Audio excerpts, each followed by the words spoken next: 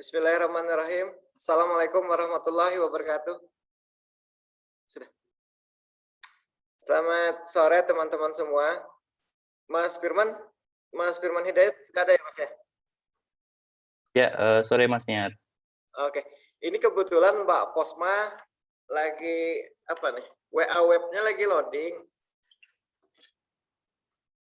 Untuk sambil kita mulai aja acaranya ya Mas Firman ya, teman-temannya.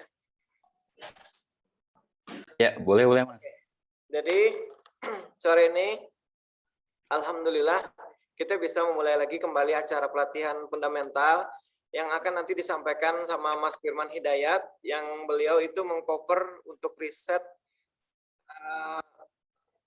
tambang ya Mas ya, tambang, dan Mbak Posmarita Pakfahan yang mengcover banking dan telco. Jadi nanti ada sesi 30 menit masing-masing ya Mas Firman. Mas Firman 30 menit, Mbak Posma 30 menit, tanya 30 menit untuk sesi tanya jawab. Kebetulan saya di sebelah juga rapat Mas Firman dengan Pak Amsal. Jadi saya hanya bisa membukakan acaranya. Untuk selanjutnya nanti akan dipandu oleh Didit atau Apriji. Jadi 30 menit ini langsung kita mulai ya Mas Firman ya, teman-teman. Siap Mas. Waktu dan tempat saya persilahkan buat Mas Firman Hidayat untuk menyampaikan presentasinya. Mungkin nanti materinya kita minta via email atau WA ya Mas, nanti akan didistribusikan ke teman-teman. Ya, boleh Mas. Oke. Terkait pertanyaan nanti teman-teman bisa tanyakan di kolom chat atau di grup absensi yang ada di grup WA, atau langsung Jafri dengan Mas Didit juga bisa. Oke, silakan Mas Firman Hidayat, waktu dan tempat saya persilakan. Ya, terima kasih sebelumnya untuk Mas Niat dan teman-teman sales cabang di Banjarmasin, dan salam sehat selalu untuk nasabah BNI Sekuritas di Banjarmasin juga. Sore ini kami akan share view kami untuk market outlook di 2022 nanti, dan juga kami akan sampaikan view untuk sektor komoditas, banking, dan telekomunikasi. Karena keterbatasan waktu, jadi tidak bisa kami presentasikan semua sektor, namun nanti mungkin kalau Bapak Ibu nasabah ada yang ingin ditanyakan atau didiskusikan terkait sektor-sektor saham lain, terkait fundamental, feel free, silahkan bisa disampaikan pertanyaannya di kolom chat ya nantinya ya. Ya, kita mulai saja sore hari ini acara kita.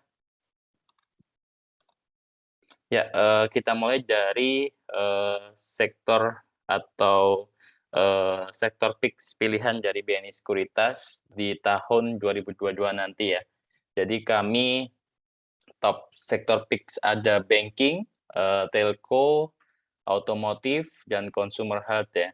Jadi kami pikir banking akan jadi driver utama untuk IHSG di tahun depan dengan earnings growth atau pertumbuhan laba bersih sebesar 25% year on year, kemudian diikuti oleh otomotif sektor dengan pertumbuhan laba bersih sebesar 20% year on year. Dan dengan rata-rata untuk IHSG akan bertumbuh di tahun depan kurang lebih di 17% year on year untuk earnings growth-nya. Selain itu, kami juga masih optimis juga untuk telco sektor, karena memang sekarang kan industrinya sedang konsolidasi ya, sedang banyak merger and acquisition seperti kemarin ada Indosat dan Hasisen, kemudian juga kami juga masih optimis untuk industri consumer dan juga consumer health ya, lebih fokusnya seperti KLBF dan SIDO, karena memang kalau kita lihat selama adanya pandemi ini behavior masyarakat sekarang sudah mulai lebih aware tentang kesehatan, tentang konsumsi vitamin, dan kemudian juga konsumsi produk-produk kesehatan lainnya. Nah, kalau kita lanjut kepada topik sahamnya, kita tentunya untuk pilihan sahamnya Dari sisi otomotif ada Astra International dengan target price di tahun depan itu di 7.500 per lembar saham. Kemudian ada Bank Mandiri dengan target price 8.400 dan Bank BRI di 4.900, kemudian Telkom di 4.800, Excel di 3.700, KLBF di 2.000 dan Sijo yang terakhir di 1.050 ya. Target price indeks kita jadi BNI Sekuritas untuk tahun depan di 7.400 atau naik sekitar 13% dari posisi IHSG sekarang. Kita lihat memang IHSG saat ini masih berada di rata-rata PE band-nya dalam 10 tahun terakhir. Jadi masih ada room for growth ke depannya sekitar 13% kalau dari sisi kami. Kemudian kita lanjut ke sektor yang pilihan kita selanjutnya. Kita akan lebih detail untuk bahas dari sisi sektor otomotif. Ya, kalau otomotif sendiri, kami rasa driven-nya masih tetap di four wheeler atau mobil roda 4 ya penjualannya. Karena memang dari sisi value, four wheeler ini menyumbang value yang paling besar untuk pertumbuhan industri otomotif di Indonesia. Nah, kalau kita lihat memang outlook-nya ke depan, otomotif ini masih cukup bagus karena kalau kita perhatikan di lapangan sekarang ini banyak major brand seperti Toyota, Honda, Daihatsu dan lain-lain. Mereka berlomba-lomba untuk melaunching produk-produk terbaru mereka, misalkan seperti Toyota ada All New Avanza, All New Veloz, dan kemudian Daihatsu ada All New Daihatsu, dan Mitsubishi kemarin juga baru saja meluncurkan New Expander facelift dan lain-lain ya. Honda juga ada All New BR-V kalau nggak salah ya. Nah, hal itu kami rasa juga masih menjadi daya tarik untuk para konsumen untuk melakukan pembelian mobil di tahun depan. Selain itu juga stronger purchasing power juga masih terlihat di tengah pertumbuhan ekonomi ke depannya. Kalau kita hitung rasio harga mobil low MPV, seperti kita hitung rata-rata harga mobil Avanza, kemudian Expander, Xenia, dan lain-lain, kalau kita bandingkan dengan upah minimum regional Jakarta, maka rasionya ketemu angka 61,1 kali untuk tahun depannya. Angka rasio itu ternyata lebih rendah dibandingkan rata-rata rasio di 10 tahun terakhirnya di 75,5 kali. Selain itu juga better lending appetite dari beberapa leasing company seperti Wom Finance, Ajira Finance, dan lain-lain. Mereka banyak memberikan fasilitas seperti zero down payment, kemudian juga seperti loan interest free program, jadi ada DP 0%, ada juga cicilan 0% untuk mungkin tenor di 1 sampai 2 tahun. Tentunya juga memberikan kemudahan-kemudahan konsumen untuk melakukan pembelian mobil secara kredit. Selain itu, ternyata yang menarik adalah hingga kemarin di bulan September ada survei yang mengatakan bahwa ternyata car ownership ratio di Indonesia itu masih sangat rendah dibandingkan negara tetangga kita seperti misalkan Malaysia dan Thailand. Di Indonesia itu ada survei untuk 1.000 orang populasi, ternyata yang memiliki mobil itu hanya 59 orang. Kemudian di Thailand lebih tinggi, per 1.000 orang itu ternyata 207 orang memiliki mobil, dan di Malaysia sendiri per 1.000 orang ada 348 orang yang memiliki mobil. Jadi kami rasa dengan car ownership rasio yang sangat rendah ini masih ada potensi pertumbuhan untuk industri otomotif ke depan, mengingat memang kalau kita lihat segmen middle class income kita juga masih terus bertumbuh ya ke depannya. Kemudian dari sisi insentif dari pemerintah khususnya untuk electric vehicle atau mobil listrik ternyata juga banyak membantu.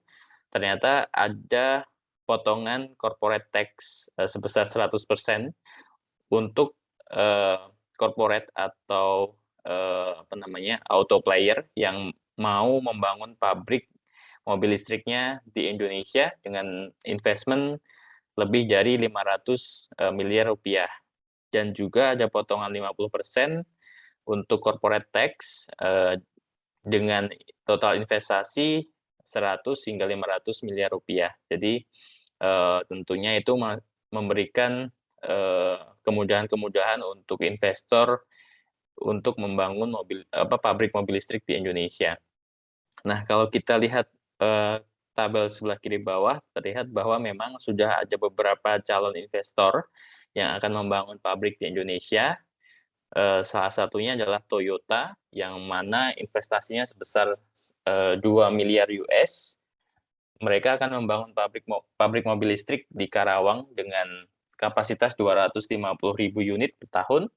Kemudian ada Hyundai dari Korea, juga mereka invest sebesar 1,5 bio US dengan kapasitas produksi mobil listriknya 150.000 unit per tahun. Dan akan mulai produksi di tahun depan ya. Tadinya diharapkan pertumbuhan penjualan mobil listrik ini juga terus bertumbuh di Indonesia. Walaupun memang kalau kita lihat dari sisi charging station di beberapa kota besar juga masih sangat kecil jumlahnya. Dengan itu memang PLN berencana menginvestasikan sekitar sebesar 30 miliar US untuk pembangunan sekitar 130.000 unit charging station di beberapa titik keramaian, seperti misalkan di mall, kafe, pusat perbelanjaan, pasar, dan lain-lain. Jadi kedepannya akan memudahkan masing-masing masyarakat kita yang memiliki mobil listrik untuk melakukan pengecasan baterai, seperti itu. Nah, sektor ini juga selain memiliki outlook yang positif, tentunya juga memiliki resiko. Ya, ini resikonya kalau kita lihat adalah melimpahnya jumlah mobil second hand atau used car stock gitu ya di pasaran, karena memang selama pandemi ini ternyata kalau kita lihat ke lapangan, survei kecil-kecilan ke beberapa player yang bisnisnya jual beli mobil, ternyata di lapangan antara yang jual mobil sama yang beli mobil itu banyak yang melakukan penjualan mobil. Biasanya alasannya ya untuk dalam tanda kutip untuk menyambung hidup, untuk refinancing bisnis mereka, UMKM mereka gitu ya. Jadi supply demand balance daripada mobil second hand di pasaran ini mengalami surplus gitu ya. Nah, ini cukup mengganggu daripada penjualan mobil baru, karena memang beberapa konsumen lebih suka juga ada yang membeli mobil bekas dengan tahun yang masih muda, yang masih kilometernya rendah gitu ya, sepanjang kondisinya masih bagus gitu ya. Itu juga menjadi resiko. Kemudian resiko yang kedua juga saat ini masih belum ada kepastian dari pemerintah, utamanya dari Kementerian Keuangan terkait perpanjangan PPNBM 100%. Jadi selama 2021 ini penjualan mobil meningkat sekitar 60% growth-nya year on year. Salah satunya didorong oleh diskon 100% pajak pajak penjualan barang mewah atau PPNBM. Nah, saat ini masih dikaji ulang oleh Kementerian Keuangan apakah PPNBM ini akan dilanjutkan di tahun 2022 nanti. Namun memang ada usulan dari Kementerian Industri, PPNBM ini mudah-mudahan bisa dilanjutkan di tahun depan dengan syarat mobil yang dijual itu memiliki komponen lokal minimal sebesar 80%. Jadi PPNBM ini memang cukup mempengaruhi penjualan mobil baru karena porsi PPNBM ini kurang lebih 10% dari harga jual. Jadi ketika mobil baru dihargai 200 juta, maka kalau dapat diskon 100% PPNBM dari pemerintah, harganya bisa mendapat potongan sekitar 20 juta rupiah. Jadi cukup signifikan diskonnya. Belum lagi ditambah daripada diskon dealer yang kurang lebih sekitar 3 hingga 5%. Jadi cukup menarik sih untuk para konsumen.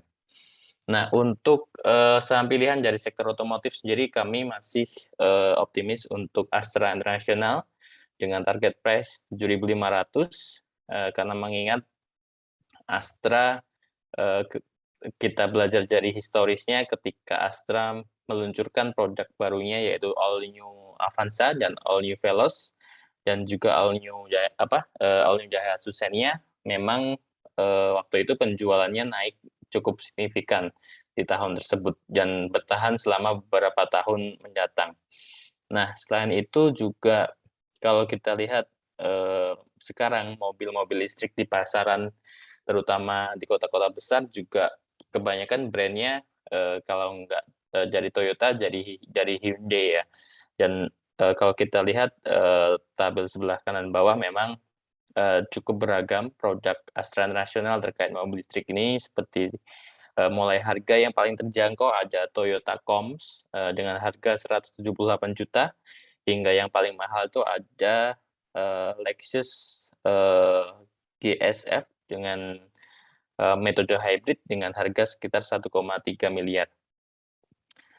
Selain itu juga kami rasa menguatnya harga batu bara dan CPO yang masih tinggi di tahun depan juga akan menguntungkan penjualan mobil untuk Astra International, karena memang secara historis terdapat korelasi positif terkait tingginya harga batu bara dan CPO terhadap penjualan mobil di pulau penghasil utama CPO dan batu bara, yaitu di Sumatera dan Kalimantan.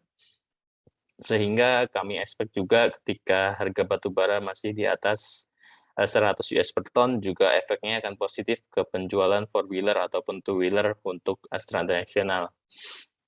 Selain itu juga program pemerintah daripada expenditure untuk percepatan pembangunan jalan tol, kemudian juga proyek pelebaran jalan ke depannya, yang mana budgetnya ternyata paling besar di antara pembangunan infrastruktur lainnya, juga dalam jangka pendek akan meningkatkan penjualan mobil niaga, karena memang mobil niaga ini akan lebih dipermudah dengan adanya percepatan pembangunan jalan tol. Seperti kalau kita lihat sekarang selain ada Trans Jawa, ada juga Trans Sumatera, dan juga Trans Sumatera yang menghubungkan Lampung hingga nanti mungkin hingga Aceh, dan juga di Kalimantan juga mulai masif terkait pembangunan jalan tol. Nah, selanjutnya untuk sektor yang masih menarik selain otomotif, kami masih expect untuk sektor koper. Nah, koper ini menariknya adalah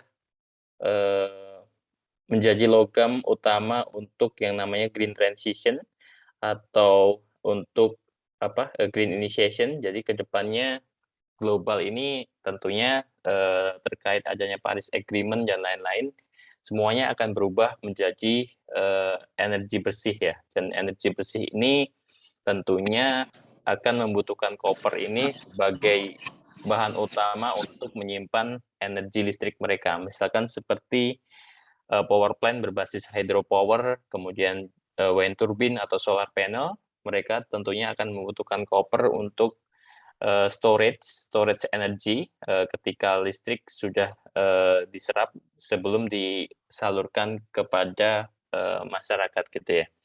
Nah, koper ini saya rasa akan menjadi the new oil di masa depan, karena memang semua ke depan akan serba elektrik dan semuanya pasti butuh koper, termasuk juga komponen daripada baterai mobil listrik itu juga pasti ada kopernya ya, sekitar 10 hingga 15%. Nah, menariknya adalah koper ini ternyata bisa di-recycle hingga beberapa kali tanpa mengurangi ketahanan atau kualitas daripada si koper tersebut. Nah, di sisi lain, tingginya demand tersebut tidak dibarengi dengan tingginya atau percepatan daripada supply daripada koper. Nah, koper ini kalau teman-teman belum tahu adalah komoditas yang memiliki siklus yang paling panjang. Jadi ketika ada project greenfield hingga operation production itu membutuhkan waktu sekitar 8 tahun siklusnya,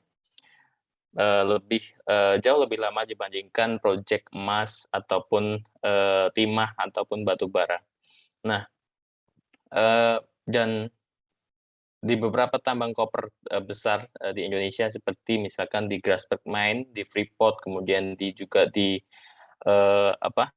punya MJKA di Tujuh Bukit Mining, dan beberapa tambang lainnya di dunia seperti Antamina Peru, Escondida Chili, dan lain-lain juga banyak mengalami penurunan grade. Jadi kalau koper ini mengalami penurunan grade, otomatis production volume-nya juga akan turun gitu ya. Nah, itu membuat di tahun depan supply demand balance dari koper ini tentunya masih akan defisit, dan ketika defisit tentunya harga koper ini masih akan tetap tinggi, at least di atas 10.000 US per ton. Nah, untuk saham pilihan untuk koper sendiri, kami masih ada preference untuk saham MJKA, Merdeka Copper Gold Mining, dengan target price sekitar 4.300 per lembar saham. Karena kalau kita lihat MJKA ini memang sedang berada di masa transisi dari open pit mining jadi underground mining, yang gimana underground miningnya ini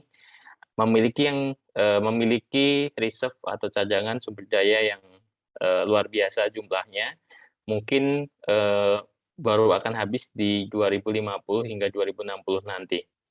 Nah, MJKA sendiri memiliki sebutan sebagai mini Freeport gitu ya, karena memang dari karakteristik grade mereka, kemudian dari sisi cadangannya juga tidak kalah jauh dengan Freeport, sehingga disebut mini Freeport. Dan manajemen timnya juga kebanyakan dari ex Freeport juga. Dan kemudian juga dari sisi shareholder, MJKA ini disupport oleh shareholder yang cukup bonafit seperti grupnya Adaro dari Garibaldi Thohir, kemudian juga grupnya Sandiaga Uno dari Saratoga Investama, dan lain-lain gitu ya.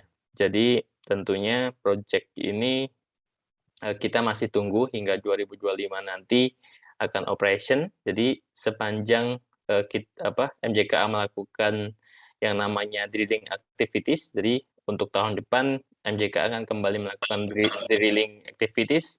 Ketika drillingnya ini ternyata mendapatkan grade yang lebih tinggi daripada perkiraan, tentunya market akan apresiasi harga saham MJKA tentunya.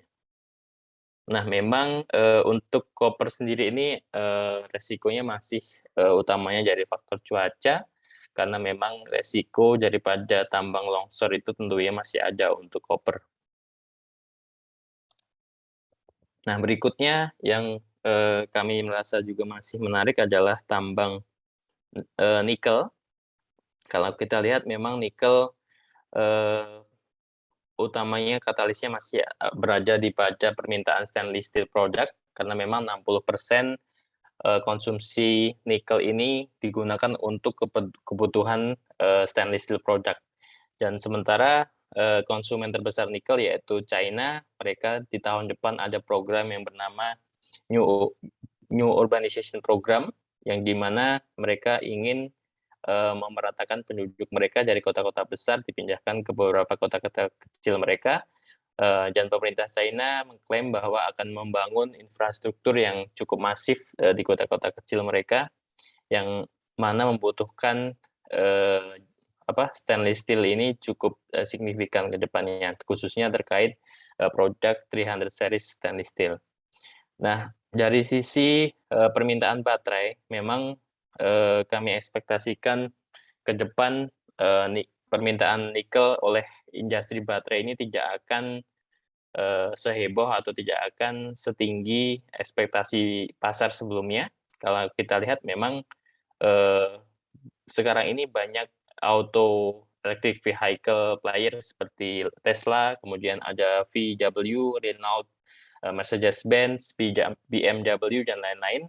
Mereka sudah mulai shifting dari teknologi baterai sebelumnya yang bernama NCM, yaitu nikel kobalt mangan, dan NCA, nikel kobalt aluminium, menjadi LFP LFP teknologi. Jadi LFP ini lithium ferrofosfat yang dimana kandungan nikelnya sangat minim sekali, hanya 10% dibandingkan teknologi-teknologi sebelumnya yang mengandung nikel sebesar 30% dan 80%. Selain itu, dari sisi supply nikel sendiri, kalau kita lihat tabel kiri bawah, memang di Indonesia ini sangat masif saat ini dibangun smelter untuk membangun pabrik baterai gitu ya. Kalau kita lihat timeline-nya, banyak pabrik yang akan beroperasi di sekitar tahun 2022 nanti dan 2023, dan beberapa hingga tahun 2025 nanti. Nah, otomatis ketika nanti pabrik baterai ini sudah mulai memproduksi untuk produk MHP ini, tentunya ada kekhawatiran posisi nikel demand balance ini akan surplus ya, akan oversupply. Karena memang di satu sisi demand dari sisi baterai tidak akan sekuat di perkiraan awal, dan dari sisi supply tentunya akan sangat melimpah di dalam beberapa tahun ke depan. Untuk saham pilihan di sektor nikel, kami masih ada rekomendasi buy untuk saham Antam dengan target price 3.000 dan saham Inco dengan target price 6.500 per lembar saham. Nah, kami masih merekomendasikan buy untuk saham Antam dan Inco ini lebih karena upstream project mereka daripada downstream project mereka.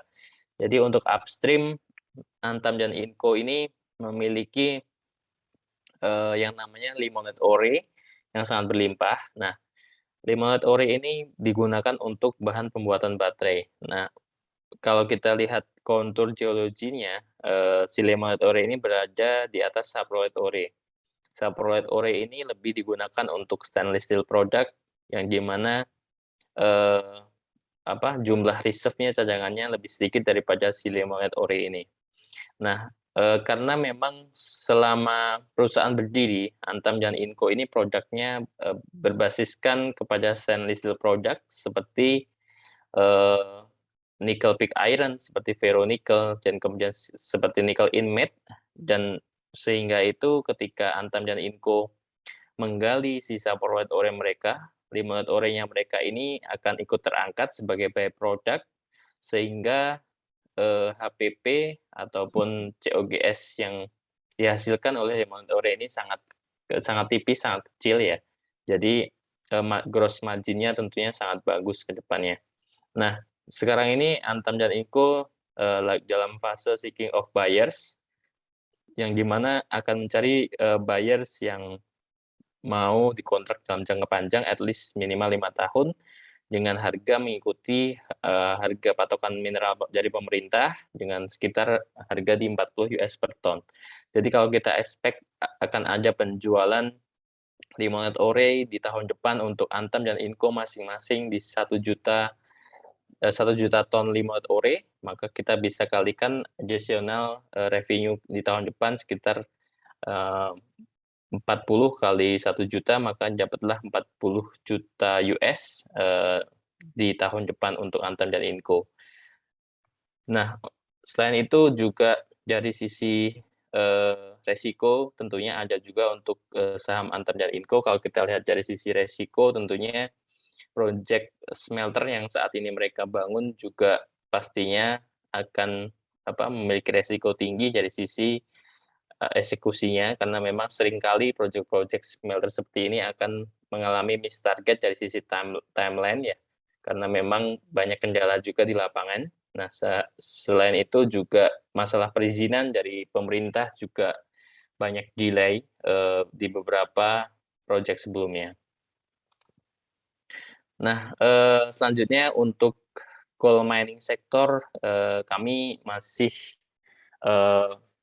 optimis juga akan harga batubara ke depannya at least akan berada di atas 100 US per ton, karena memang beberapa faktor yang mempengaruhi, seperti salah satunya adalah underperforming daripada power plant berbasis energi baru terbarukan, yang mana memang sangat tergantung performansnya terhadap lingkungan atau alam gitu ya, seperti misalkan pembangkit listrik tenaga air, tenaga angin, dan juga matahari tentunya masih sangat tergantung pada kondisi alam. Dan ke depan tentunya karena pemanasan global ini, iklim di tahun 2022 masih sangat sulit ditebak apakah akan terjadi La Nina atau El Nino, sehingga kami rasa negara-negara, terutama negara-negara berkembang masih akan membutuhkan batu bara ini sebagai sumber energi paling murah untuk proses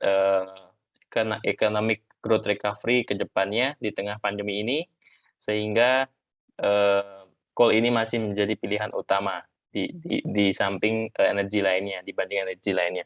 Namun memang resikonya yaitu dari pemerintah China sendiri sebagai importir terbesar coal secara global melakukan intervensi harga, karena memang ketika harga batu bara terus naik, pemerintah China juga akan sangat terbebani dengan kenaikan biaya produksi daripada produk-produk manufaktur mereka. Mereka melakukan intervensi dengan cara memberikan beberapa approval tambang batu bara baru di beberapa provinsi di China, seperti di Inner Mongolia, di Shaanxi, Ningxia, Xinjiang, dan lain-lain, dengan kapasitas kurang lebih totalnya di 300 juta ton per tahun. Nah, angka 300 juta ton per tahun ini setara atau match dengan angka rata-rata impor batu bara China dalam 10 tahun terakhir ini. Jadi bisa aja ketika beberapa tambang baru China ini sudah bisa ramp up mereka punya produksi di full capacity mereka di 300 juta ton, bisa saja China akan men-stop impor batu bara dari Indonesia maupun dari Australia tentunya. Namun memang dalam jangka panjang coal price ini upside-nya masih menarik dari sisi permintaan daripada strong electric consumption daripada electric vehicle dari mobil listrik, di mana memang ketika mobil listrik dijual semakin masif ke depannya, tentunya konsumsi listrik juga akan terus meningkat. Dan yang kita tahu memang di negara-negara berkembang sumber utama energi listriknya yaitu dari batu bara gitu ya. Jadi ada korelasi positif ketika penjualan mobil listrik meningkat, maka konsumsi batu bara juga akan meningkat. Nah, untuk stock preference atau saham pilihan di sektor batu bara, kami masih memberikan rekomendasi buy untuk Bukit Asam PTBA dengan target price 3.800, utamanya dari katalis pembangunan peningkatan kapasitas rel kereta api mereka pengangkutan batu bara yang akan meningkat double ya, dari 32 juta ton di tahun 2021 nanti akan terus ditingkatkan menjadi 72 juta ton di tahun 2026. Nah, selain itu dari sisi dividen, PTBA ini juga masih akan terus menarik ke depannya dengan kinerja yang cukup baik di 2021, tentunya dividen yang dibagikan di 2022 nanti pastinya akan sangat besar. Untuk informasi, PTBA ini per November kemarin mereka mempunyai cash sebesar 12 triliun rupiah atau meningkat sekitar 2 kali lipat dibandingkan tahun lalu yang cash-nya itu hanya 6 triliun rupiah. Karena memang harga batu bara yang sangat tinggi ini memberikan peningkatan laba bersih yang cukup signifikan. Jadi saya pikir peningkatan cash dari 6 triliun ke 12 triliun ini tentunya akan dibagikan ke investor sebagai dividen di tahun depan.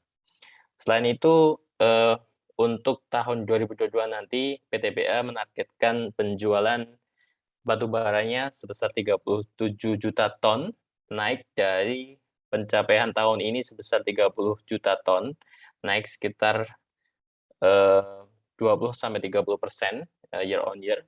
Nah, ternyata kabar baiknya adalah 37 juta ton penjualan di tahun depan, di tahun 2022 nanti, 90%-nya sudah sold out atau sudah terkontrak oleh buyer. Jadi sudah udah dapat kontrak dari buyer, nanti tergantung harganya, tergantung daripada spot price daripada batu bara di tahun depan seperti apa. Jadi PTBA tinggal produksi, kemudian deliver ke beberapa klien secara global. Mungkin itu dari saya, mungkin nanti akan dilanjut oleh Bu Posmarito untuk sektor banking dan telekomunikasi, dan setelah itu baru kita akan lanjut ke sesi Q&A atau tanya jawab. Ya, mungkin terima kasih atas waktunya. Silahkan Ibu Posma, kami persilahkan. Baik, saya mohon izin share screen.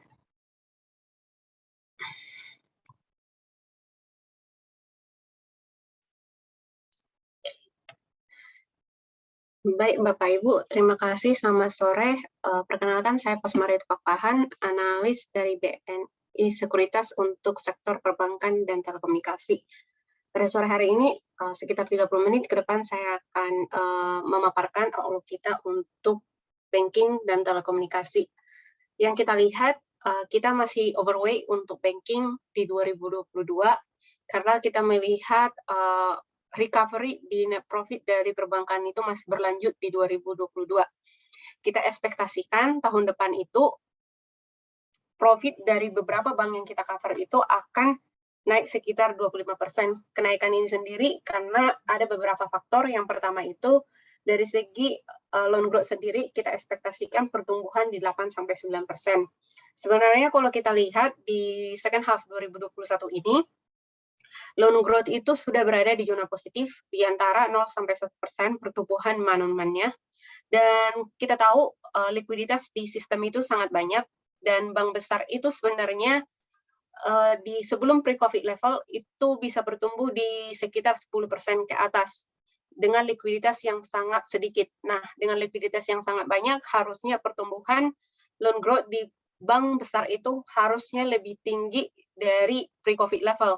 Tapi kita lihat karena COVID ini masih uncertain, masih banyak uncertainty-nya di industri, dan kita expect ekonomi recovery itu GDP mungkin di sekitar 4-5%. Jadi kita melihat conservatively estimasi kita loan growth tahun depan itu di sekitar 8-9%. Pertumbuhan 25% di net profit ini juga didukung dari penurunan dari provision expense sendiri, CKPN, yang turun sekitar 13%. Hal ini karena didukung dari improving aset kualitas sendiri. Kalau kita lihat di second half 2021 ini sebenarnya provisioning dari beberapa bank itu di second half 2021 ini sebenarnya kalau kita lihat aset kualitas dari beberapa perbankan itu sangat mengalami perbaikan yang signifikan dengan penurunan di LAR mereka sendiri, di mana LAR rasionya itu turun sekitar 200-400 basis point. Dan dari 2020 sampai 2021 ini kita lihat bank itu masih tetap melakukan provisioning, dan oleh karena itu kita ekspektasikan tahun depan provisioning itu masih kuat, masih di atas pre-COVID level, tapi itu di bawah level dari 2021. Oleh karena itu secara nominal menurut kita itu provisioning itu akan turun sekitar 13%. Faktor ketiga yang akan mempengaruhi pertumbuhan earnings tahun depan itu dari fee-based income sendiri. Yang kita tahu digital itu makin agresif penetrasinya di Indonesia, dan ini sangat positif untuk industri menurut saya, baik dari segi operasional maupun other source of income. Nah, di hal ini menurut kita beberapa bank yang dimana penetrasinya terhadap digital itu belum signifikan, seperti Bank Mandiri ataupun BNI yang sebelumnya masih fokus, yang belum terlalu dalam untuk melakukan penetrasi digital, itu akan lebih dalam lagi, dan customer engagement-nya mereka menurut kita akan lebih baik, dan ini akan mempush fee-based income dari perusahaan ke depannya. Ekspektasi kita di akhir tahun 2021, fee-based income itu bertumbuh sekitar 14%. Dari likuiditas sendiri itu kita lihat memang sangat tinggi ya. Dengan LDR itu sekarang itu di sekitar 80%, dan ekspektasi kita dengan 8-9% loan growth tahun depan harusnya LDR itu di sekitar 85%. Nah, dengan LDR yang sangat tinggi harusnya kesempatan untuk perbaikan NIM itu sangat tinggi. Apalagi di second half 2022 BI itu akan menaikkan rate. Nah, ini akan jadi kesempatan buat beberapa bank untuk adjust bunga pinjaman mereka, dan kemungkinan NIM expansion itu di tahun 2022 itu sangat tinggi. Namun untuk estimasi kita, outlook kita di model kita saat ini, kita expect itu masih stable di sekitar 5,7%.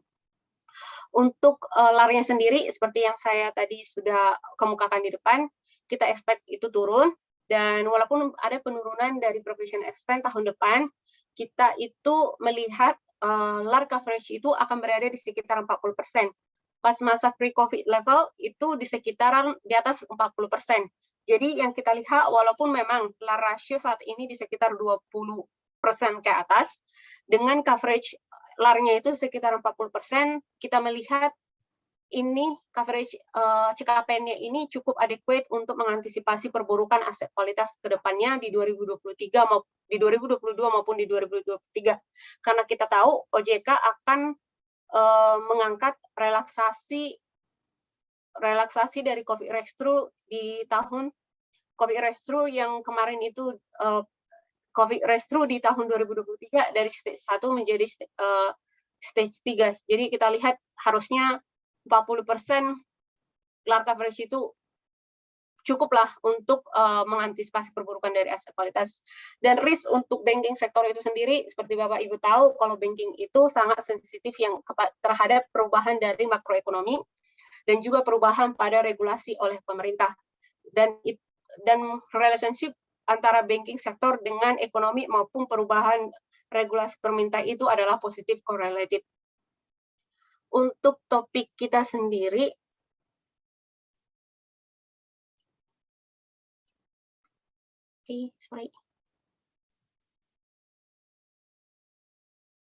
untuk topik kita sendiri di banking, dari bank yang kita cover itu kita suka pertama itu Bank Mandiri. Pertama alasannya karena kita lihat mereka itu memiliki return on equity yang lebih tinggi compare dari bank lainnya di 2022. Seperti gambar yang ditunjukkan oleh gambar kedua yang warna biru, Bapak Ibu bisa compare antara Bank Mandiri, BRI, dan BTN, dan BCA. Dan selain itu juga kalau kita lihat dari 2016 itu memang Bank Mandiri itu sudah melakukan yang namanya restructuring. Jadi exposure mereka terhadap pinjaman-pinjaman yang bermasalah itu lebih kecil compare dari BRI maupun BNI.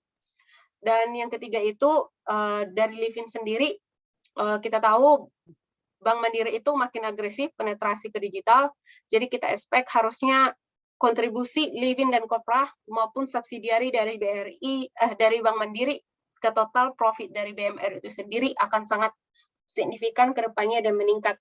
Dan dari segi valuasi juga menurut kita cukup menarik, yaitu masih lagging compare ke BRI maupun ke BCA, dan itu masih di trading di bawah 5 years mean forward price to book value-nya dia.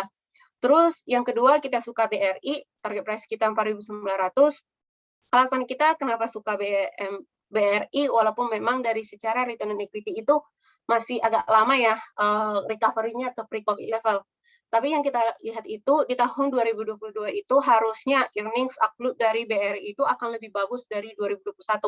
Nah, di 2021 ini earnings dari BRI itu dipengaruhi dari CKPN yang dilakukan oleh Agro yang sangat agresif.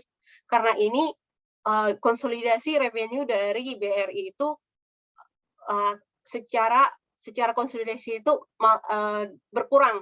Walaupun kalau kita lihat secara bank only, sebenarnya BRI itu performance-nya inline dengan ekspektasi market. Tapi karena ada provisioning yang agresif di Agro itu, akhirnya BRI itu net profit-nya di 9 months kemarin itu di bawah ekspektasi market. Dan harusnya di 2022, provisioning untuk Agro itu akan lebih sedikit compare dari 2021.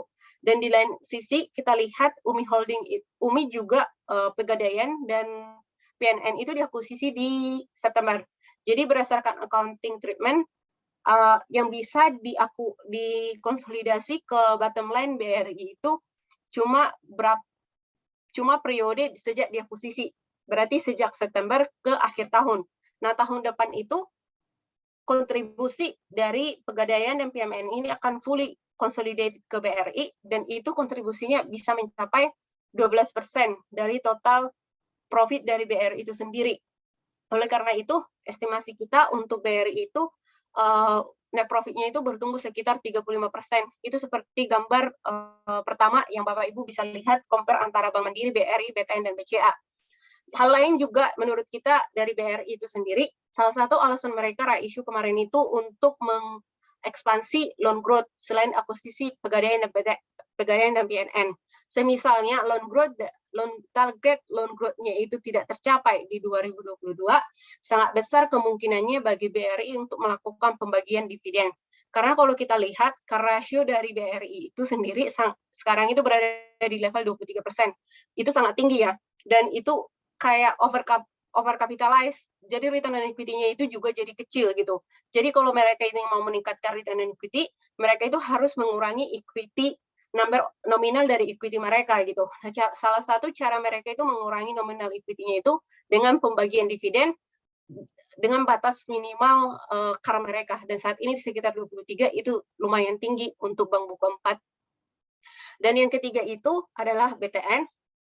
Kita suka BTN karena salah satunya valuasinya juga menurut kita sangat murah, sekarang itu di bawah 1 kali, dan dilihat dari industri sendiri, itu kita lihat backlog housing di Indonesia itu hampir 7 juta, dan secara itu memberi demand untuk mortgage itu masih tinggi ke depannya. Ekspektasi kita loan growth untuk BTN tahun depan itu di sekitar 8,4%. Seperti Bapak Ibu lihat di gambar nomor 3, itu komparasi loan growth ekspektasi kita Bank Mandiri, BRI, BTN, dan BCA. Loan growth tahun depan itu akan lebih tinggi datang dari BRI, dan yang keduanya BTN. Dan selain itu kita lihat juga ada beberapa inisiatif yang dilakukan oleh bank dari segi digital maupun dari operasionalnya sendiri untuk mensustain earnings growth mereka ke depannya. Jadi kita expect harusnya pertumbuhan tahun depan untuk BTN itu bisa bertumbuh sekitar 28-25%.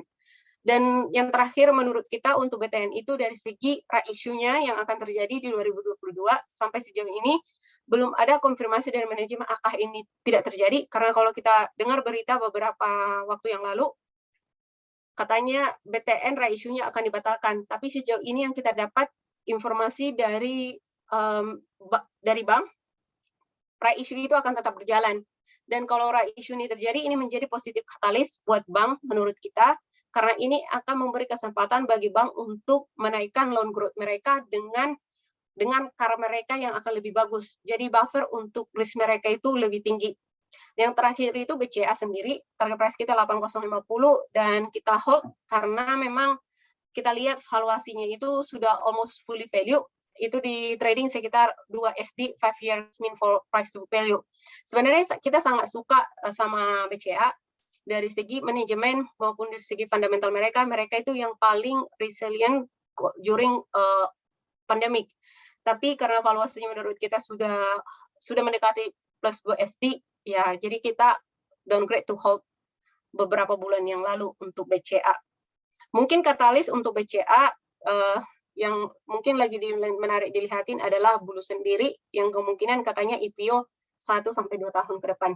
Yang sektor berikutnya yang ingin saya sampaikan itu adalah telekomunikasi. Seperti Mas Firman tadi sudah sampaikan, kita juga masih overweight untuk telekomunikasi. Ada 2 faktor. Yang pertama itu dari sisi mobile-nya sendiri akan ada konsolidasi di market. Nah, ini akan memperbaiki yang namanya kompetisi environment antara operator di Indonesia. Dengan kompetisi yang akan lebih baik, ekspektasinya operator akan memiliki pricing strategi yang akan lebih baik. Dengan pricing yang akan lebih baik, itu akan meningkatkan margin maupun growth dari revenue ke depannya, dari company ke depannya.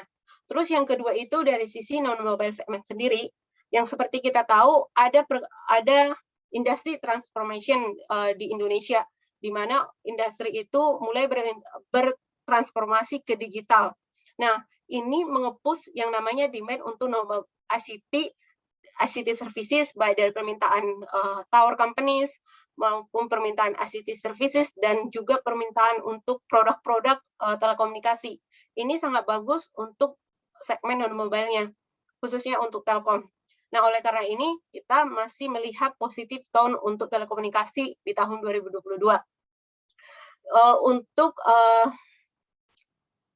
Untuk konsolidasi sendiri, kita melihat angle konsolidasi, topik kita untuk telekomunikasi dilihat dari angle konsolidasi antara Hutchison dengan Tri. Kita suka, yang pertama itu kita suka Telkom, terus diikuti Excel dan ISAT.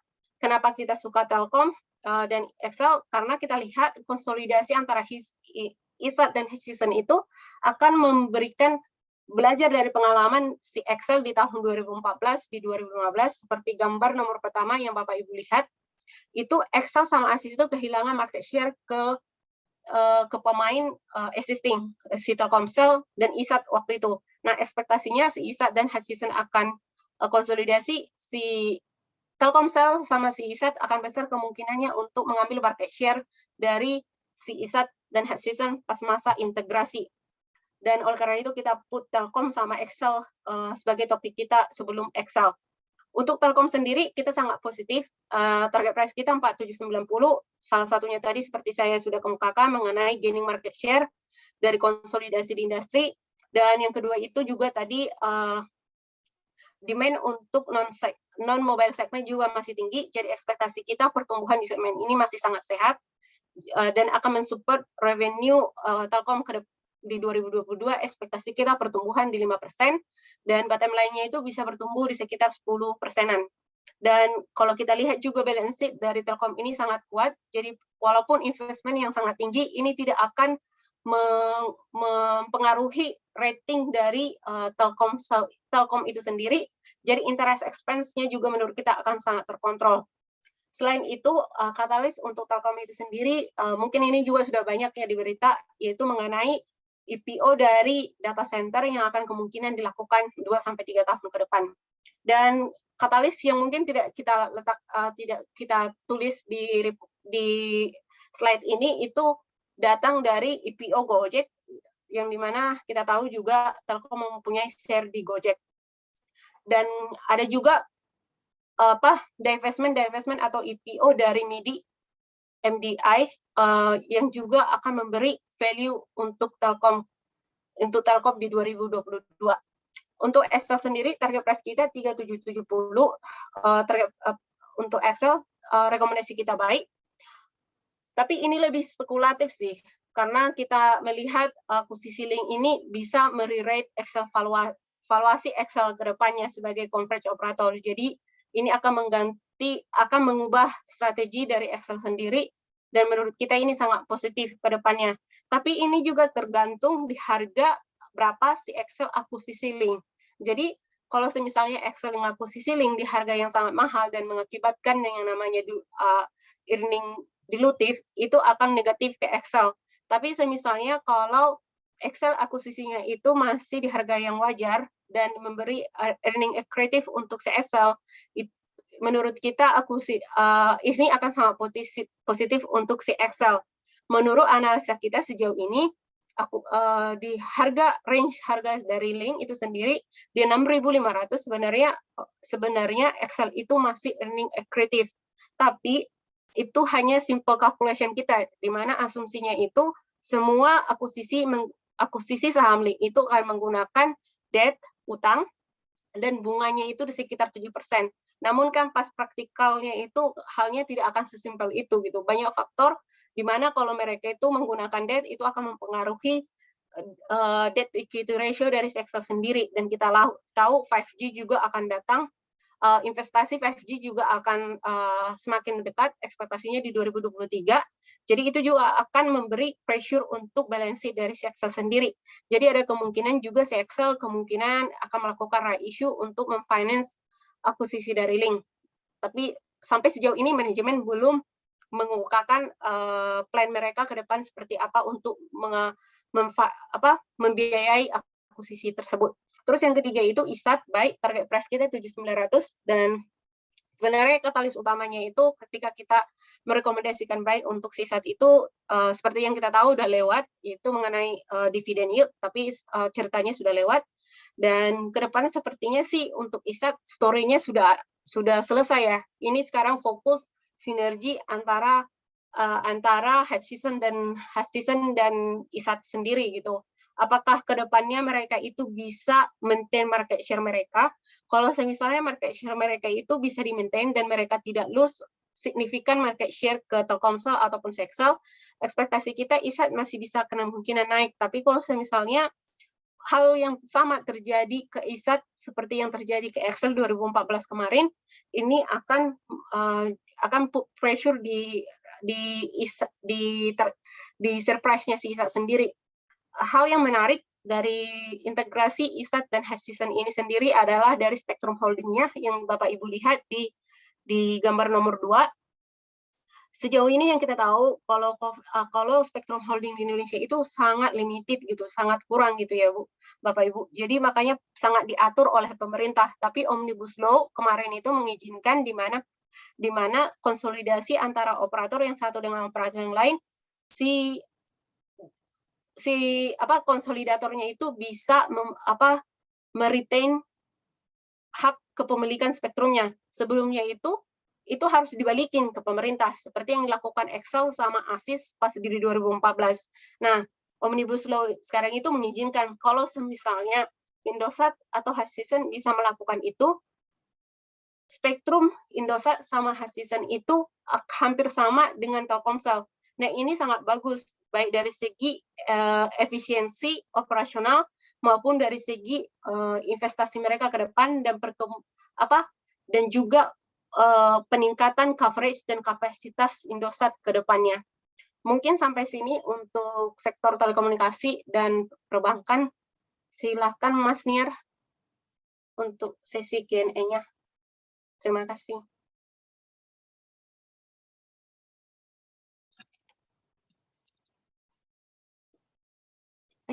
Kemudian.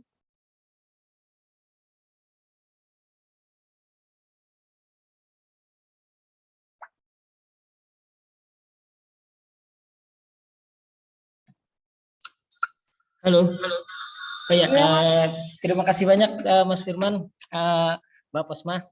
Mungkin ini ada beberapa pertanyaan, sebentar saya bacakan ya.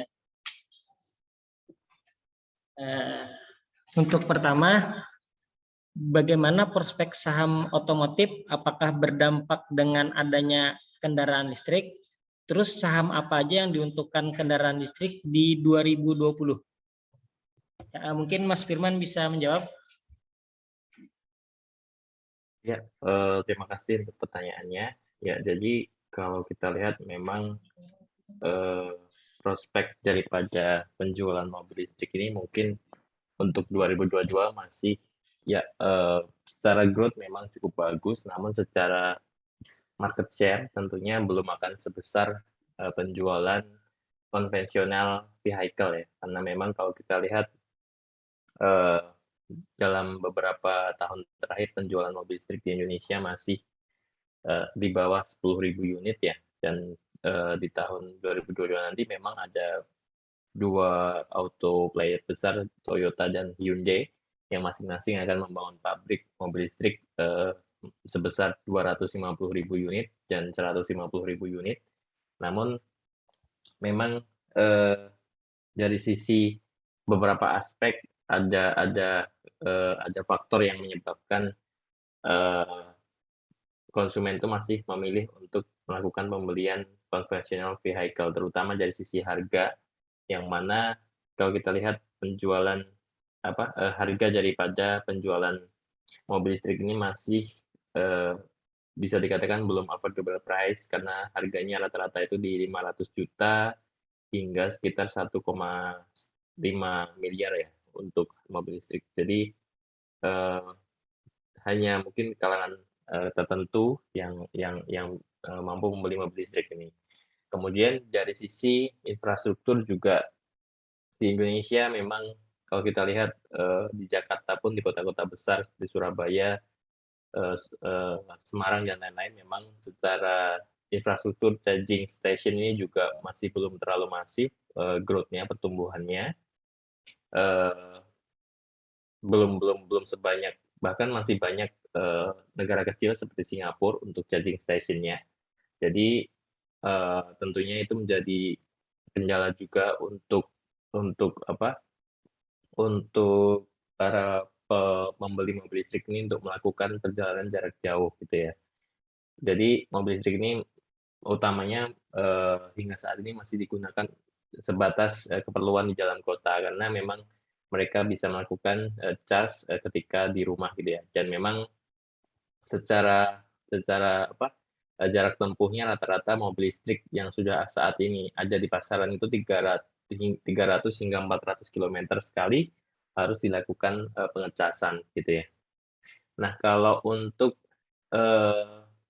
prospek saham yang related dengan electric vehicle yang tentunya yang sudah listing, yaitu ada Astra International. Kami masih rekomendasi buy dengan target price 7.500 karena belum banyak auto player yang sudah listing, hanya ada Astra, kemudian ada Indomobil Sukses Makmur ya, atau IMAS gitu ya. Yang lainnya seperti Turi ataupun Cars itu lebih ke trading, ke jual beli mobil. Artinya dia nggak produce gitu ya, hanya trading. Jadi saya rasa masih di Astra Nasional sih Mas untuk saham yang berprospek atas mobil listrik ini. Ya mungkin itu yang bisa kami sampaikan. Ya, selanjutnya ini untuk sektor banking ya Mbak Posma. Saham bank yang tertinggal dan layak dikoleksi untuk tahun 2022 itu apa ya Mbak?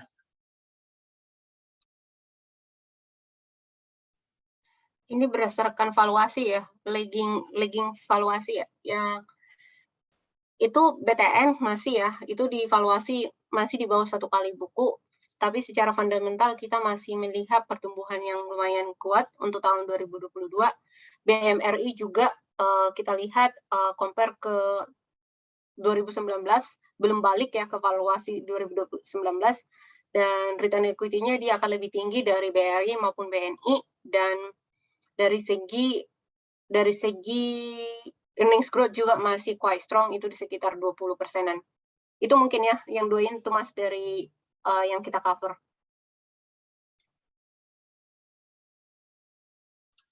Ya, terima kasih Mbak Posma. Ini terus masih di sektor bank Mbak. Apakah bank mini masih layak dibeli?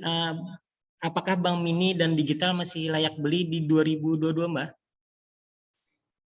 Baik, ini pertanyaannya agak susah ya sebenarnya. Harus diteliti lebih lanjut ya, gitu. Dan sebenarnya kalau kita lihat industrinya kan, khususnya untuk bank digital ya, itu comparison antara yang satu ke yang lain itu valuasinya sangat signifikan perbedaannya ya, gitu. Jadi, dan story-nya juga masing-masing perbankan juga beda-beda gitu. Jadi harus dilihat satu-satu, apakah memang sudah overpriced atau maksudnya sudah overvalue atau masih undervalue gitu, masih ada upside. Tapi to be honest kalau ditanya masih ada, mau nggak mau sih masih menarik Mas gitu. Karena kan lagi digital transformation ya. Kedepannya itu orang ekspektasinya akan go digital gitu. Nah, di Indonesia juga dengan ekonomi e-commerce pertumbuhan ekonomi digital ekonominya yang sangat signifikan dan potensinya sangat besar, itu juga growth-nya untuk digital banking juga digital bank juga masih sangat tinggi gitu. Ekspektasinya juga dengan adanya nanti 5G, walaupun di Indonesia belum ya, nanti misalnya 5G sudah ada perbaikan di apa namanya di fasilitas koneksi gitu, itu akan juga mensupport yang namanya visibility dari digital banking ke depannya gitu. Nah, kita tahu juga pemerintah itu sudah menggalakkan yang namanya QRIS, e-payment gitu, dan kayak BLT sekarang kan pembayarannya juga sudah melalui bank ataupun digital payment kan ya. Jadi ke depannya itu akan semakin aktif gitu loh digital bankingnya ini ke depan. Mau nggak mau memang transformasinya ke depan banking itu akan go digital gitu. Tapi memang degree of digitalization-nya itu antara bank satu ke bank yang lain beda gitu. Nah, semisalnya apakah semua valuasi dari perbankan itu digital banking itu harusnya sama antara yang satu dengan yang lain? Menurut saya pasti beda-beda gitu. Karena tergantung juga story-nya dia gitu. Kayak misalnya nih, sebenarnya kalau dilihat Arto itu sendiri, saya pribadi sebenarnya Arto itu menurut saya upside-nya sudah limited gitu. Sebenarnya mungkin ada masih upside, kemungkinan naik masih ada, tapi downside-nya itu lebih tinggi menurut saya. Maksudnya posibilitas dia akan turun harga itu masih lebih tinggi gitu. Karena saat itu kan ekspektasi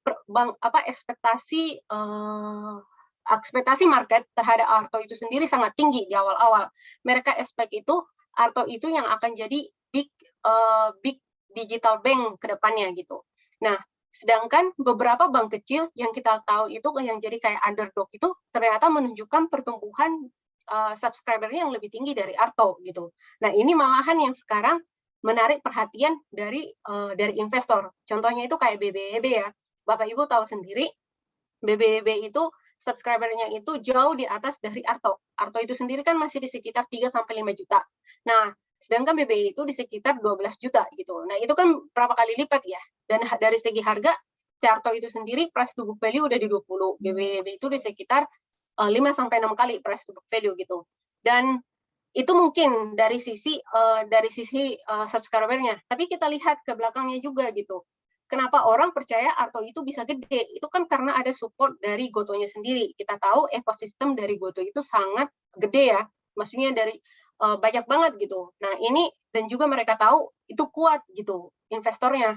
Nah, akhirnya orang percaya Arto ini walaupun cepat atau lambat itu akan bisa besar ke depannya dan bisa menguasai digital market Indonesia digital bank di Indonesia ke depannya yang jadi number one player gitu.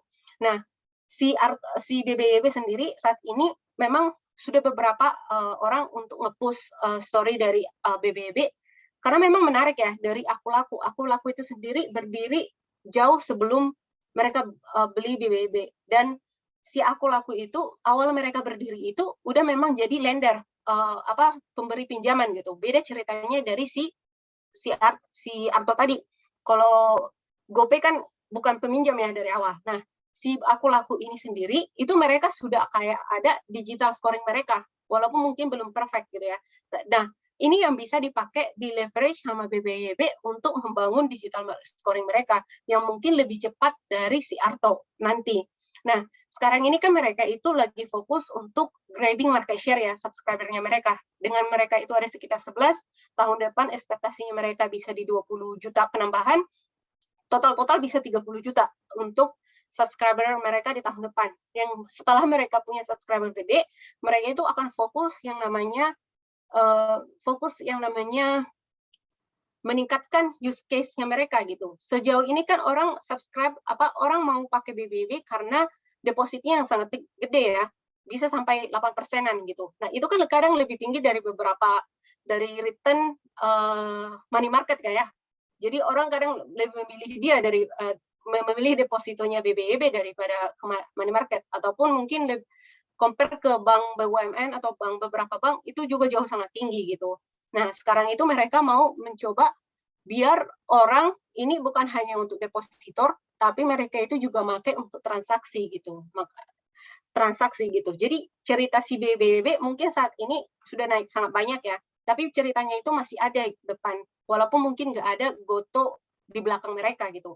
Mereka itu kan Aku Laku itu sendiri kan di belakangnya Alibaba ya. Dan masih bisa, maksudnya mereka itu building ekosistem mereka catch up dengan Goto ke depannya gitu sih. Yang saya lihat dari BBB gitu. Boleh mungkin dilihat-lihatin, tapi masuk atau tidaknya tergantung Bapak Ibu ya. Resiko ditanggung masing-masing. Terus mungkin untuk beberapa bank kecil, bank digital yang lain, saya nggak bisa komen sih ya, karena saya itu saya lebih suka ngelihatnya lebih detail gitu. Jadi sampai sejauh ini saya belum dapat story untuk ada beberapa bank memang bank digital yang dibilangin ke saya, tapi menurut saya itu kayak lucu gitu ceritanya gitu, belum dapat feel-nya gitu. Jadi saat ini sih mungkin itu sih yang bisa saya komen untuk digital banking.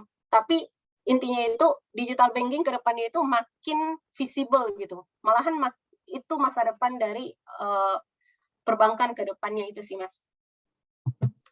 Ya, terima kasih banyak Mbak Posma. Selanjutnya ini pertanyaan prospek Antam di 2022 terkait berita Hyundai bangun pabrik mobil listrik di Indonesia. Bagaimana Mas Firman mungkin bisa menjawab? Ya, terima kasih untuk pertanyaannya. Ya, jadi ketika pabrik mobil listrik banyak dibangun, tentunya kebutuhan akan baterai mobil listrik itu tentunya akan terus meningkat ya. Dan Antam menjadi salah satu tambang nikel yang bisa mensupport salah satu komponen daripada mobil listrik itu yaitu ada ore limonite nikel. Jadi nikel itu ada beberapa turunan gitu ya. Salah satunya bernama limonite ore ini. Nah, kebetulan jadi selama perusahaan berdiri, Antam ini hanya memproduksi yang namanya dua jenis produk yang bernama ferronikel dan nickel pig iron gitu ya. Ada dua produk itu dan kedua-duanya itu fokusnya untuk produk turunannya menjadi stainless steel gitu ya atau baja anti karat gitu ya. Sementara mereka punya limonite ore ini selama ini tidak dikomersilkan, hanya disimpan di stockpile mereka karena memang mereka belum menemukan buyers yang cocok untuk bisa menyerap si limonite ore mereka ini. Jadi saat ini Antam masih proses seeking of buyers dengan harga yang cocok tentunya ke depan gitu ya, dengan kontrak yang mau jangka panjang gitu, at least 5 tahun atau 10 tahun dengan apa kontrak jangka panjang sehingga Antam juga enak untuk mendeliver mereka punya limonite ore ini. Nah tentunya itu akan menjadi potensial additional revenue mereka ke depan ketika nanti mereka sudah menemukan buyers yang cocok gitu ya. Jadi untuk hingga saat ini mereka masih belum menemukan buyer tersebut gitu ya. Jadi kita masih wait and see, kita tunggu prosesnya ke depan.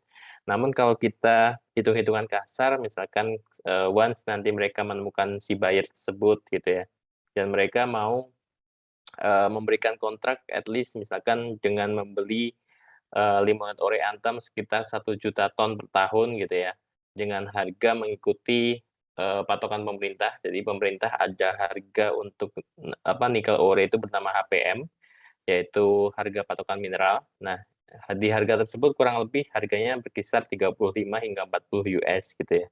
Nah, kalau kita asumsikan ke depan si buyer ini bisa membeli 1 juta ton, otomatis kita hitung kasar 1 juta ton dikalikan 40 US per ton, maka kita bisa dapat potensial additional revenue untuk Antam itu sekitar 40 juta ton ya di tahun depan gitu ya. Dan itu angkanya cukup lumayan ya 40 juta US itu untuk Antam dan seharusnya laba bersihnya juga ikut inline dengan peningkatan revenue tersebut.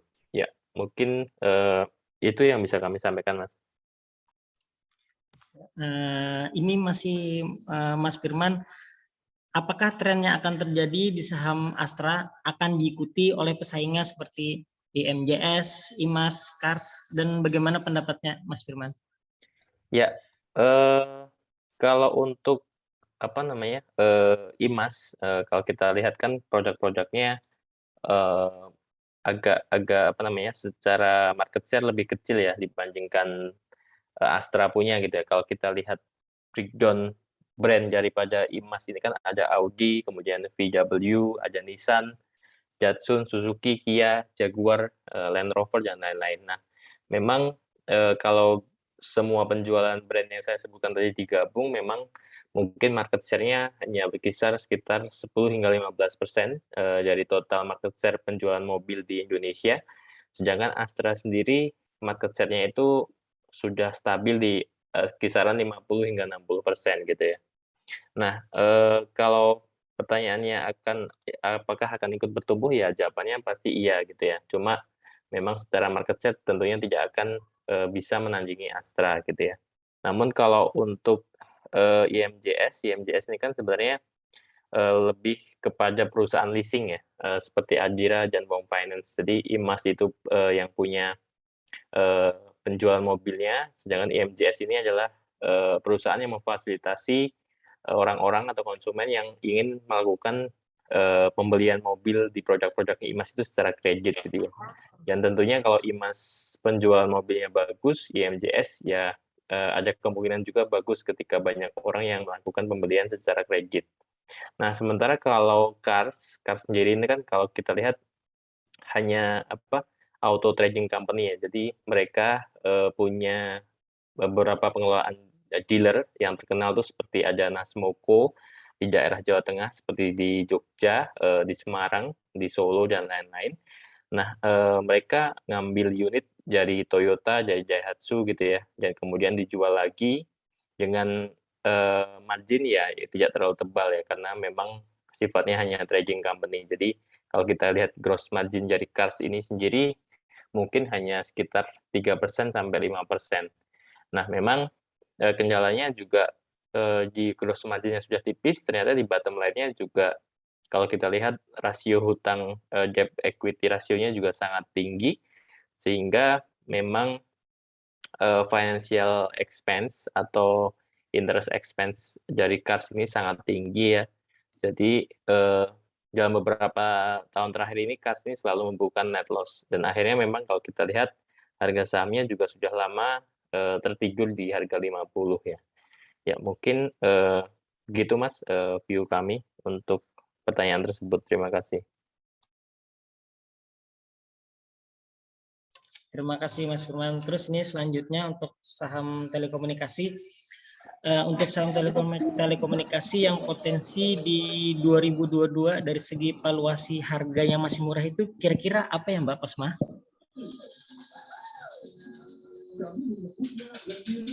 Dari segi valuasi ya Pak? Kayaknya enggak sih, udah naik banyak ya. Mungkin kalau saya sih melihat Telkom sih ya Pak, maksudnya masih menarik sih. Apalagi kalau memang benar-benar season sama season kehilangan market share, belajar dari pengalaman Excel sama ACC itu, Telkomsel itu yang sekitar 80-90% ngambil market share-nya mereka gitu. Jadi kemungkinan besar hal itu akan terulang. Jadi peluang di Telkom itu juga menurut saya masih tinggi gitu sih. Saya masih tetap suka Telkom sih untuk saat ini sih Mas. Dan juga kita tahu katalisnya beberapa investasi mereka lewat MIDI, MD Venture Capital itu akan melakukan IPO di 2022. Itu pasti positif katalis juga untuk Telkom. Itu sih Mas. Ya, terima kasih banyak Mbak Kosmani. Untuk pertanyaan terakhir untuk Mas Firman, apa mungkin harga minyak dunia di 2022 sampai 125 US dollar dan di tahun 2025 itu sampai 500 US dollar? Mas Firman bisa menjawab? Ya, terima kasih untuk pertanyaannya. Jadi kalau misalkan di 2022 125 itu masih ada kemungkinan ya. Tapi kalau untuk 2025 ke 500 itu sepertinya sangat sulit sekali, hampir tidak mungkin ya. Karena memang ketika harga minyak sudah di atas harga 150 US per barrel, biasanya tuh akan banyak intervensi dari negara-negara konsumen minyak utamanya seperti China, seperti Jepang, seperti Amerika. Mereka akan melakukan intervensi untuk menstabilkan atau menurunkan harga minyak ya. Seperti baru-baru ini pemerintah US baru saja merilis mereka punya strategic petroleum reserve, sehingga harga minyak bisa sedikit diturunkan, karena memang ketika harga minyak terlalu tinggi efeknya adalah ke inflasi, dan karena memang banyak terutama dari moda angkutan ya. Seperti contoh kecilnya kalau kita lihat ke pasar ya, banyak penjual sayur itu kan banyak ambil sayur dari daerah-daerah penghasil sayur utama, misalkan daerah pegunungan. Kalau di Jakarta mungkin ada di daerah Bandung gitu ya, daerah Lembang gitu, misalkan diangkut ke Jakarta menggunakan solar, BBM. Tentunya kalau BBM-nya terlalu tinggi juga pengaruhnya ke peningkatan harga bahan pokok tadi ya, ke harga sayur gitu ya. Dan otomatis kalau harga bahan pokok meningkat, tentunya juga akan merembet kepada kebutuhan-kebutuhan lainnya gitu.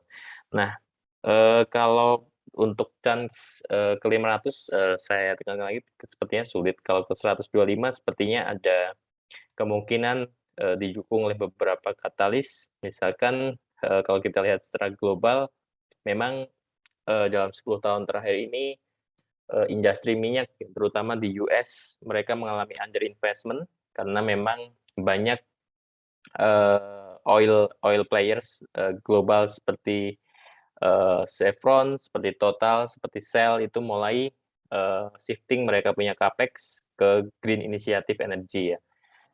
Kemudian selain itu dari sisi transportation, oil tanker, kalau kita lihat kedepannya juga masih mengalami supply constraint daripada global vessel supply-nya sendiri karena dalam 10 tahun terakhir ini sangat minim pembangunan atau development daripada vessel the new vessel gitu ya, karena memang ketika perusahaan oil trading company itu lebih suka membeli yang namanya vessel bekas ya, atau second hand vessel gitu ya, karena memang BEP poinnya atau balik modalnya itu waktunya membutuhkan waktu yang lebih cepat ketika oil trading company itu membeli vessel bekas. Jadi perbandingannya kalau mereka membeli vessel bekas itu mungkin butuh waktu sekitar 4-5 tahun akan BEP, break even point. Kemudian kalau mereka beli vessel baru itu membutuhkan waktu sekitar 9 hingga 10 tahun. Nah, kemudian juga dari sisi demand, kalau kita lihat dari sektor aviation atau penerbangan tentunya dengan progres dari vaksin rollout secara globally, kita lihat juga akan menjadi katalis positif untuk harga minyak ya, karena banyak konsensus yang bilang bahwa the global oil demand akan kembali ke posisi pre-pandemic sekitar 100 juta barrel per hari. Dan kemudian dari sisi OPEC juga masih akan terus mempertahankan kebijakannya terkait cut off mereka punya production sebesar sekitar 400.000 barrel per hari hingga nanti di September 2022 nanti. Jadi memang negara-negara OPEC ini OPEC Plus adalah kumpulan negara-negara yang penghasil utama minyak seperti Arab Saudi, Rusia, kemudian juga ada Amerika, Iran, Irak dan lain-lain. Mereka memang kebanyakan akan sangat tergantung pendapatan negaranya daripada minyak ini, dan mereka butuh yang namanya harga minyak ini mesti di maintenance di atas 70 US per barrel untuk bisa membalancekan mereka punya government budget ya. Jadi negara-negara ini pendapatannya sangat bergantung pada minyak itu up to 65% dari total pendapatan mereka. Nah, kalau harga minyak tidak di maintenance, mereka tentunya akan mengalami defisit government budget ya, dan itu mereka tidak inginkan tentunya. Dan kalau dari sisi shale oil US sendiri tentunya juga masih akan mengalami lag ke depannya karena memang banyak cost yang harus ditanggung, kenaikan cost seperti misalkan sewa alat driller cost itu juga seperti steel price, wage, kemudian oil contractors fee-nya juga naik. Jadi saya rasa untuk supply akan mengalami kendala ke depannya untuk oil. Ya, mungkin begitu sih Mas view dari saya.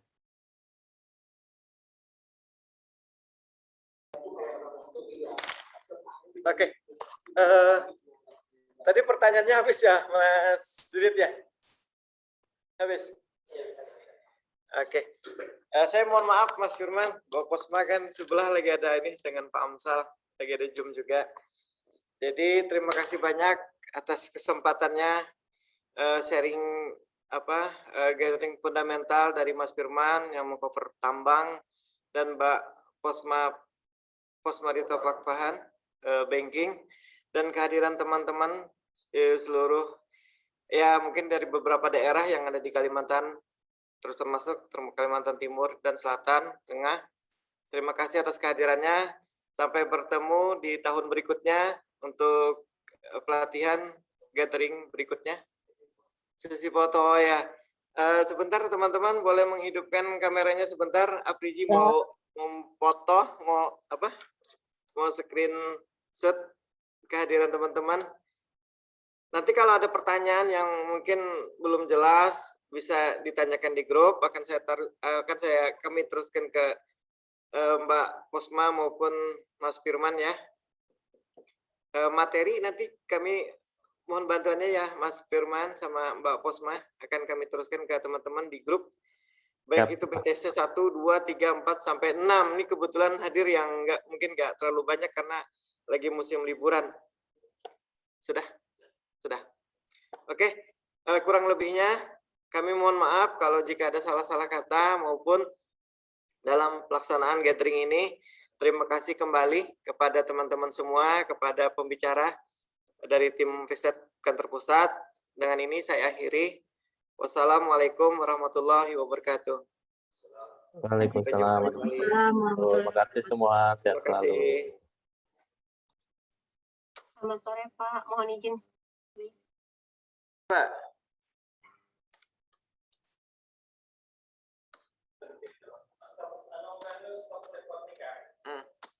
Di close.